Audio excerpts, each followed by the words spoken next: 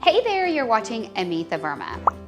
Today, I wanted to share with you how I'm continuing my farmhouse fall decor throughout my home. I'm going to be working on my dining table and bringing in a natural fall tablescape onto my table. Now I want you to stay watching through the end so you can see how beautifully this fall table is going to turn out.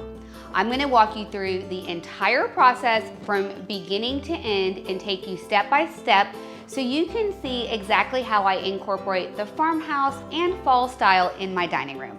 Let's get started.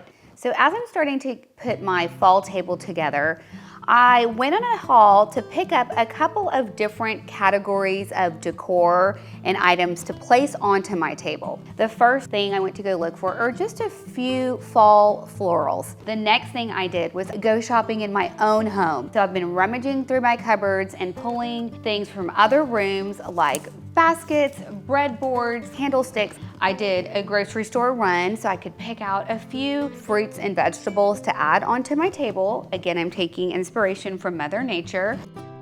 A couple of cozy, heartwarming type of foods to bring onto my fall table. As I was looking for new pieces to mix in, I gravitated towards these beautiful velvet pumpkins that I used the other day in my kitchen.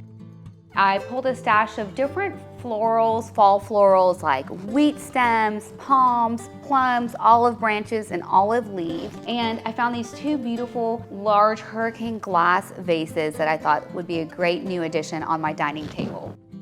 As you're shopping throughout your home or even decor store, look for these fall textures and elements to bring back onto your fall table. All of this might look really overwhelming, but don't worry, we're gonna start with step one and go from there. So first I'm gonna start with a runner to lay the foundation for my fall table. And I am gonna go for this heavy linen texture to keep on feeling like fall.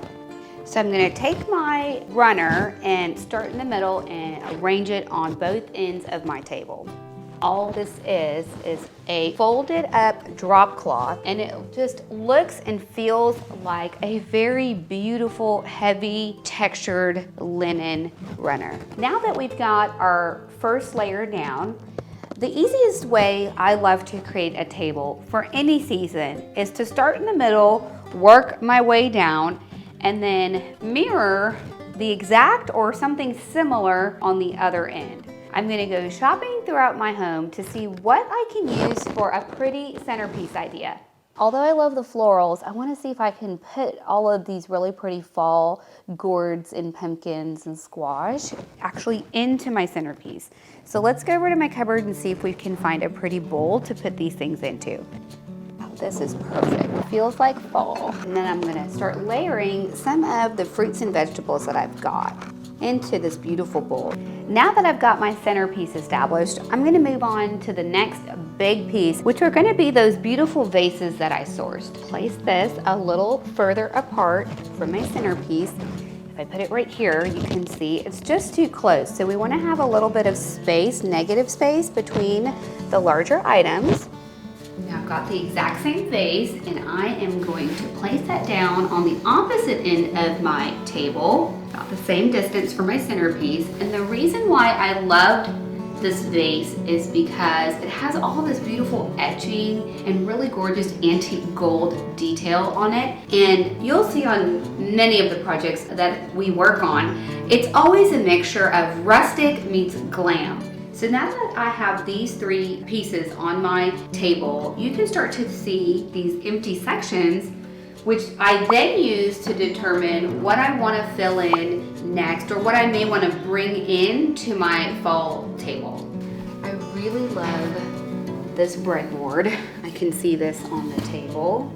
This basket is a great color for my dining table and a good scale. These are some larger objects that we can place, but these are the kinds of larger objects that I'm gonna look for to fill in those bigger sections that we've got left over on the table.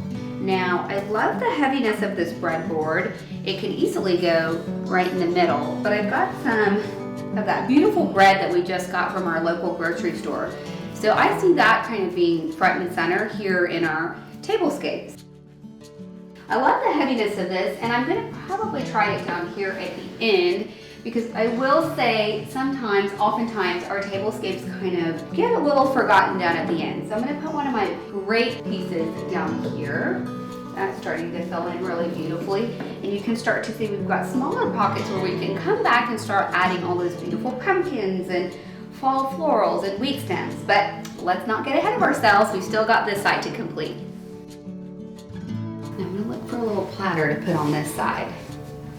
So you can see this platter is not exactly matching, but it's the same scale and it has all of these beautiful fall colors, and I can just see some pears in here to create that fall feeling. Now that I've got my larger pieces laid out, I'm gonna move on to the next step, the part you've probably been waiting for. We're gonna lay in some of the pumpkins and fall stems throughout the table. I'm gonna start in the middle and just work my way out. Let me start with the natural ones I've got first. Let me pull these out so I can see how many I've got to spread around. I love these dark colors. They tie in the earthiness of my table and these beautiful herbaries behind me to really make this room feel a lot like fall. Now I'm going to use the velvet ones to bring in a pop of color that I may not get in the natural pumpkins. I've got a variety of sizes that I can add in. I love the contrast of something really tiny next to this big one, and it might look even better over here. But I'm actually gonna keep it here so we can kind of have a little monochromatic moment over here. Now, if it were up to me, I would keep on adding decor. But I know we need to make some room for plates and actually dining at this table, which is what I'd love to do once this is ready. I'm gonna go ahead and bring out some of my plates and dishes so I can make sure that we can accommodate everything on this table. I'm gonna set these right here. So I'm creating a very casual table where everyone in my family can just grab whatever they need and sit at their spot. What I'm gonna do is grab a container to put these into so they can be easy to grab and go out of this place setting. I'm going to use this beautiful piece of pottery to house my silverware. So let me put this one on this end, right here on top of this breadboard. I love using containers like this to actually put in my bottles of wine so they can sweat in a container like this. That's super easy to clean up versus my table. So let me put this guy down here, and what I'll do is bundle up my silverware a little bit and then just start laying them in here. If your container is too tall, you can easily wad up a piece of paper, like brown paper shopping bag, and put it down there to kind of boost your objects up a little bit. There you go. And then it'll pop up a little bit better.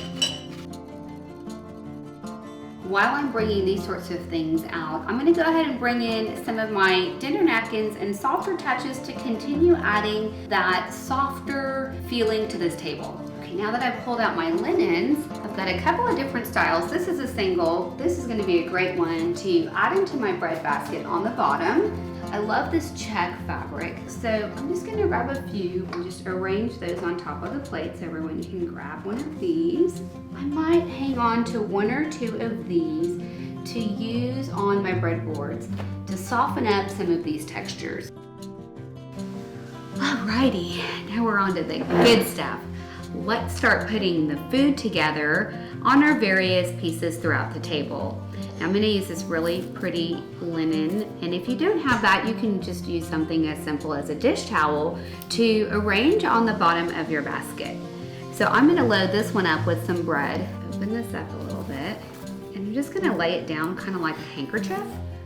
You can lay something like this just about on anything that might be tricky to wash, but would be a great item to hold your food products.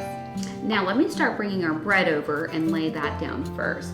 I'm gonna start with my larger one first. It's gonna feel very harvesty. So I'm gonna start with this one right back here.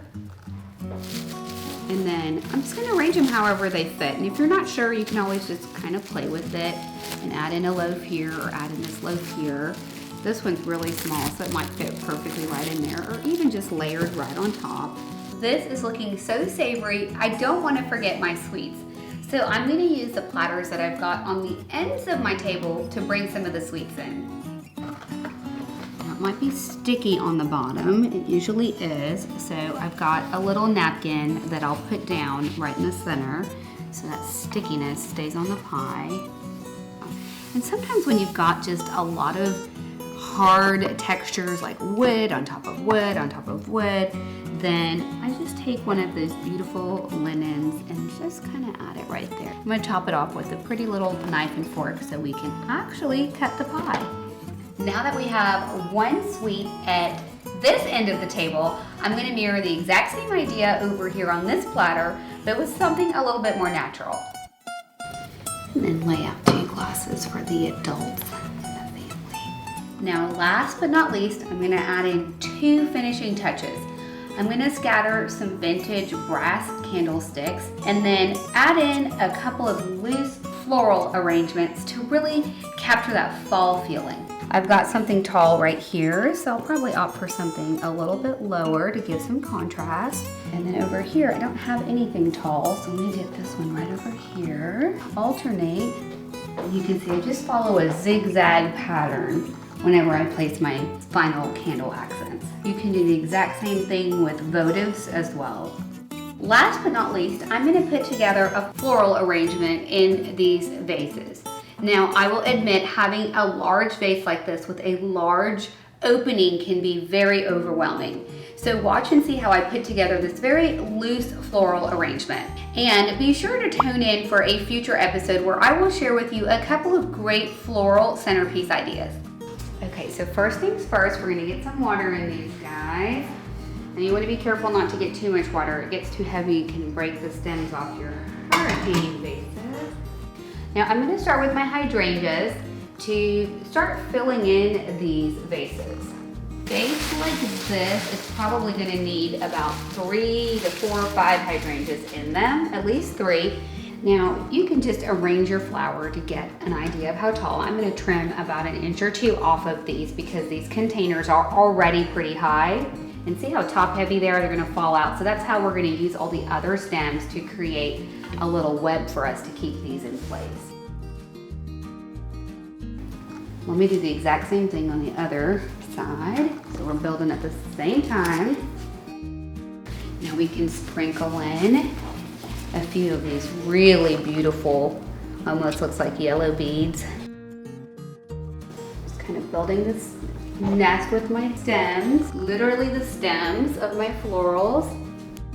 And when I'm working with florals that are a really small scale, like these flowers, I will keep them in groups so you get more impact. And now I'm ready to take these back over to the dining table. And voila, we are done creating this beautiful fall table that my family and I are gonna enjoy starting today and through the end of the year. I'd love to hear your thoughts. Leave a comment and let me know. And if you have a question about how I put this table together, leave that in the comments section as well. If you like this video, be sure to give it a thumbs up. That helps me know that you love this type of content. Make sure you subscribe to our channel and be sure to ring the bell notification so you don't miss a video from us. When you're done, head over to my blog where you can sign up to receive our design newsletter and soak in loads of great design tips. Till the next time we meet, keep making your home amazing with your design gifts. Testing, hey there, it's fall table time. Perfectionist, you can grab a measuring tape and make sure you've got the same amount of distance on either side. There's my mom and her moo-moo for a really pretty centerpiece idea. So next, I'm gonna look for something to use as my centerpiece. Someone's drawn all over my doors. Every time we do a project, I see where my boys have drawn on stuff. I used to think they were so good and didn't draw on things.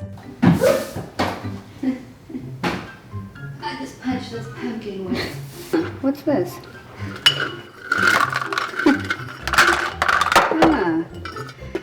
G.I. Joe. Oh, it smells so good. I love you, carbs.